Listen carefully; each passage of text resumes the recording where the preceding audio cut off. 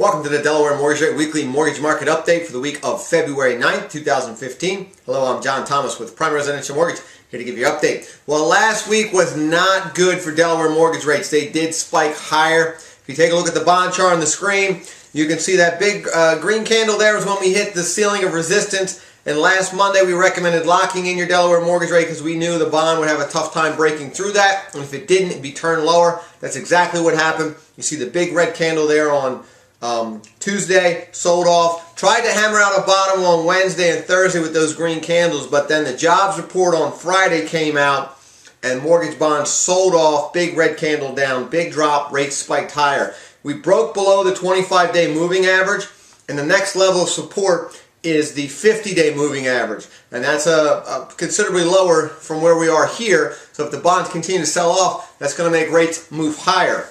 So with that in mind, we're going to recommend playing it cautious. Go ahead and lock your Delaware mortgage rate to start the week. Lock it in if you're closing in the next 30 to 60 days because bonds could see the sell-off continue, and that would move rates even higher. Now, long term, if you're new construction, you're closing in more than 60 days, we are bullish on the bond, so you could float your rate if you're closing past 60 days. But in the next 30 to 60 days, it could get worse before it gets better, so go ahead and lock in your Delaware mortgage rate until we find a floor of support.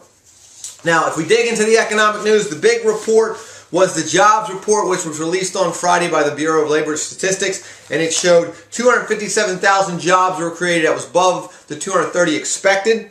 And then they also revised, this is huge, November and December, added 147,000 jobs to what was previously reported. So that's huge. Now, this 3-month period has an average of 336,000 jobs created each month. That's the best 3-month period in 17 years. So we've got a lot going on in the labor market, and it definitely looks good on the surface. But if we dig into the report, the unemployment rate did actually tick up from 5.6 to 5.7%. Now, we would expect that as the labor market improves, people that have been out of the workforce will come back looking for work, so they'll start being counted in the unemployment rate. Now, the labor force participation rate did spike up, didn't spike up, but it ticked up by 62.9%, but it's still hovering around 40-year lows, so we need that to come up higher because that's the number of people that are eligible to work that are being working. Now, the biggest concern we see in this jobs report is that we know the energy sector has been losing jobs.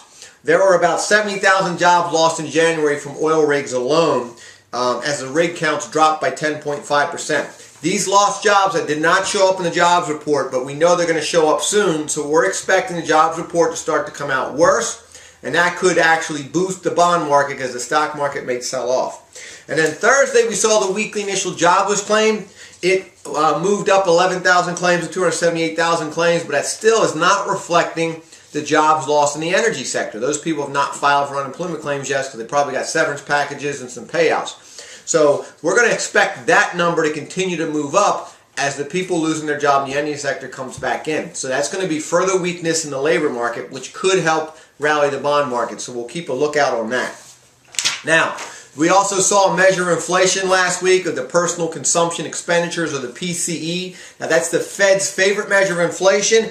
It dropped 0.2% from December to January. So it was a negative 0.2% reading. So the headline PCE year over year actually dropped from 1.2% to 0.7%. So this shows inflation is extremely tepid. It's almost non-existent. That is bond-friendly news. All right. Now, in the housing news, we saw CoreLogic release their home price index report for December 2014. It showed home prices rose nationally at 5.2% year over year.